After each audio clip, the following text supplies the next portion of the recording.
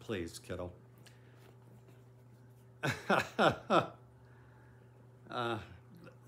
They are on each side or either side of the camera, rubbing it, and I expect the thing to topple over any moment. Hello and welcome to my channel. My name is David Novak.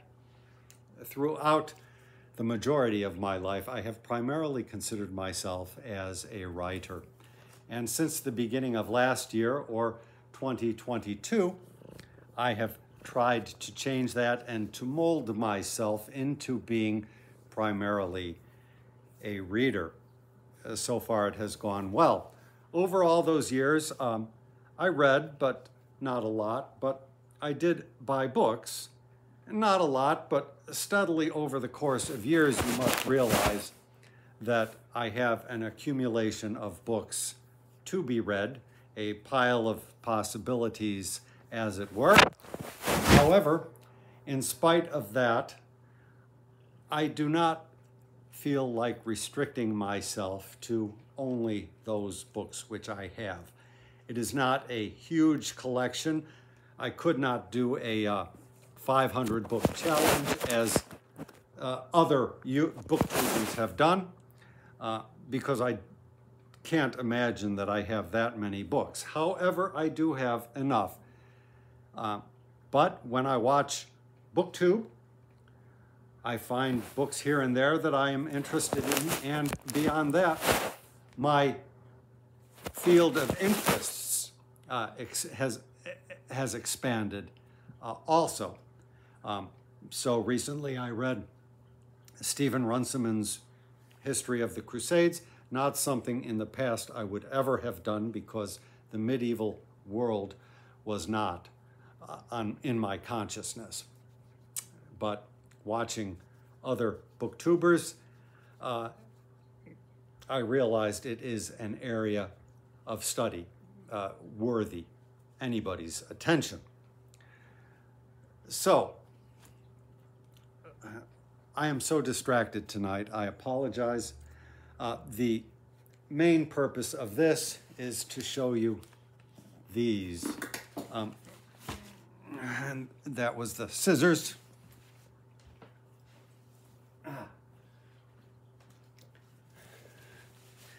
I know I joke a lot about how when you open a package on YouTube, it becomes an event.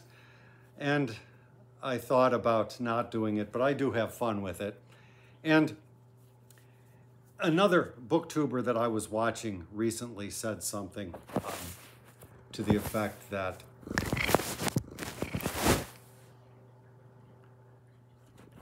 book hauls brought him into BookTube, and they remain his favorite feature. Well, this is a book haul, but also an, I don't know what you call it, a mail haul and unwrapping.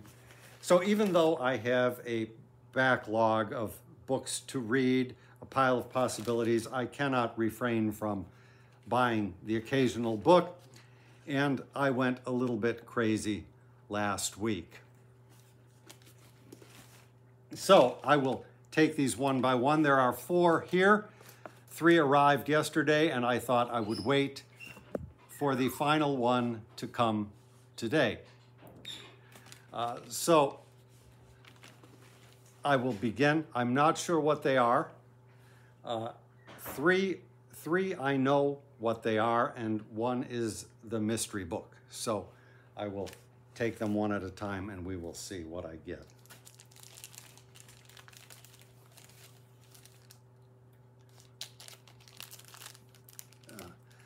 I am trying to cut this thing.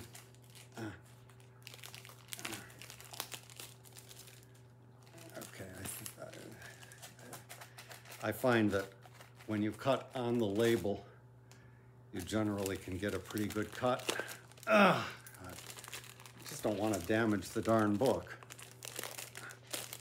You know, you would think with as many of these things that come into the house, I would be better at it.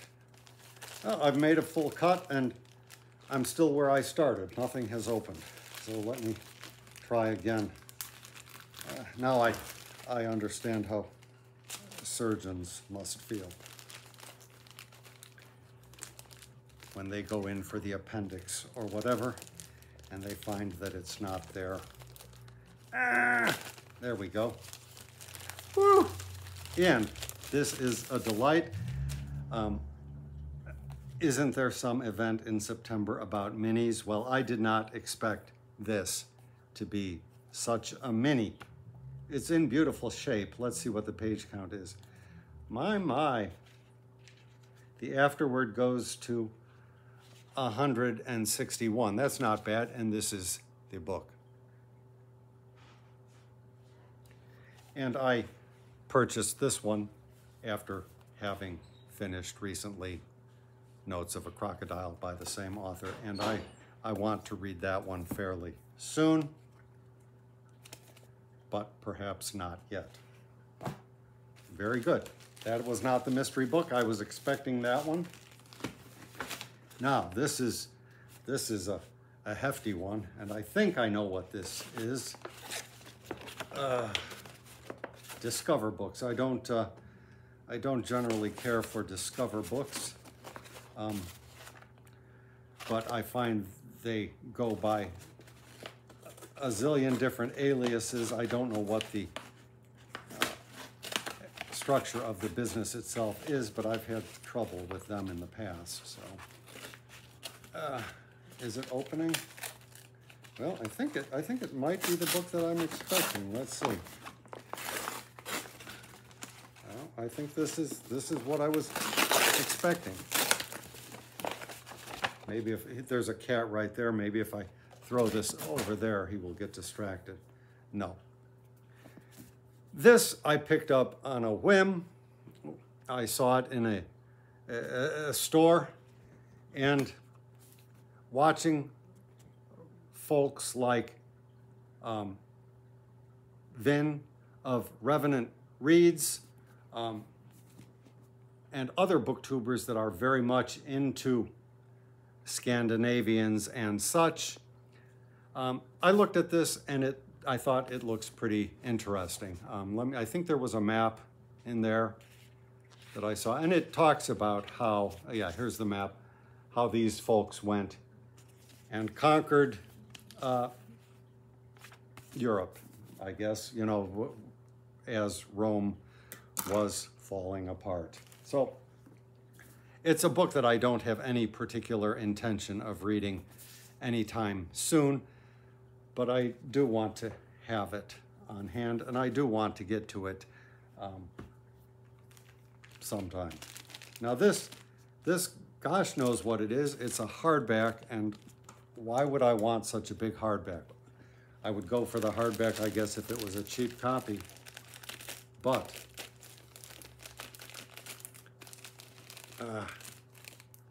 now don't cut the book. Oh, it looks in beautiful shape, whatever it is. Oh, this is the book that I forgot about, and it's gorgeous. It is gorgeous. For the time being, I'm only going to be reading fiction, but this is not fiction. This is nonfiction. And I was scrolling the comment section of a video by Britta Bowler, and somebody mentioned this book, and I thought it sounded very interesting. The commenter accused Vasari of being a liar, and years ago, as a young lad, I read Penguin's edition of Vasari. Now, Penguin subsequently added a second edition, and so there are 2 volumes of Vasari published by Penguin, and I've also wanted to get to those. But after hearing about what a bad guy Vasari was, I thought I should look at this book first and hear what is said. Apparently, Botticelli did 100 illustrations to Dante's Divine Comedy, many of which have survived, and so this book talks about them. So I'm looking forward to this one day.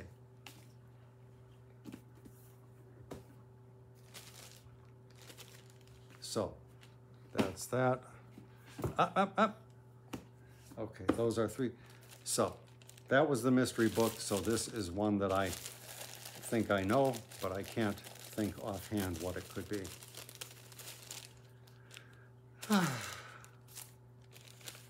Oh, yes, yes. This is really, really wonderful. Some while ago, I read something somewhere that Penguin was coming out with this, and let me read you the back cover. Joshua Bennett and Jesse McCarthy repeatedly found themselves struck by the number of exciting poets they came across in long out-of-print collections and forgotten journals whose work has been neglected or entirely ignored, even by scholars of Black poetry. Minor Notes is an excavation initiative that recovers and curates archival materials from these understudied, though supremely gifted, African-American poets of the 19th and 20th centuries, and aims to bridge scholarly interest with the growing general audience who reads, writes, and circulates poetry within that tradition. As Minor Notes clarifies, the work of contemporary Black poets is perhaps best understood through the lens of a long-standing tradition of the poet as witness, as prophetic voice, as communal bard, and as scholar of the everyday and the miraculous. The poets featured in Volume 1 are George Moses Horton, Fenton Johnson, Georgia Douglas Johnson, Henrietta Cordelia Ray, David Wadsworth Cannon Jr., Anne Spencer, and Angela Weld Grimke. I hope I pronounced those names right. Of those, the only one that I have read is Georgia Douglas Johnson, and that probably only one poem. I got a glimpse of this somewhere and peeked into it, and it looks wonderful. It looks right up my alley, let me say. And it was full price, and online you could get it at half that, so I decided to go with half that. And I've realized that for me, when I talk about TBR, when I talk about, when I log my reading in this little book, I do not include poetry. Poetry is not something I read in that way. Poetry I dip into and out of at my pleasure, at my leisure. So if I read something here or there, perhaps for Poetry Thursday, I will do, but I doubt that I will read this book in whole or talk about it. And these two I don't expect anytime soon. The last words from Montmartre I hope to, however, pretty soon. So this is what has come in. Am I doing that right? You can't see that top one. I should do that. There you go. So I thought I would share this moment of excitement with you.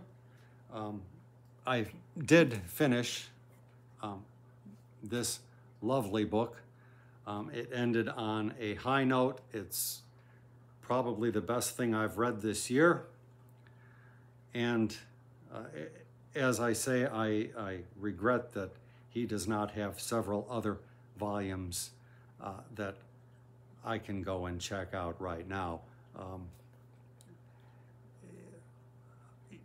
20 years ago or 30 years ago, I was smitten with the short stories of W. Somerset Maugham.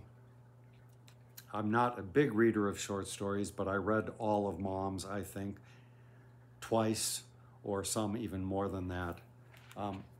These, I think, are stories that you can revisit as well.